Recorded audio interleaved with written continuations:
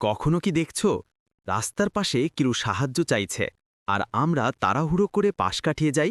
আমরা ভাবি আমার কিছু করার নেই, কিন্তু জানো, হয়তো আল্লাহ ঠিক সেই মুহূর্তেই তোমার দয়া পরীক্ষা নিচ্ছিলেন। রাসূলুল্লাহ সাল্লাল্লাহু আলাইহি ওয়াসাল্লাম বলেছেন, যে ব্যক্তি অন্যের কষ্ট দূর করে, আল্লাহ কিয়ামতের দিনে তার কষ্ট দূর করবেন। সহিহ মুসলিম 2699।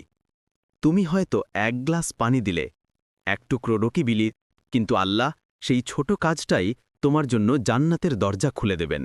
দয়া মানে কারো দিকে হাসি দিয়ে তাকানো, কারো জন্য দোয়া করা, কারো কষ্ট দূর করা, বা শুধু একটা কথা বলো যে, ভাই, হাল ছেড়ো না, আল্লাহ আছেন।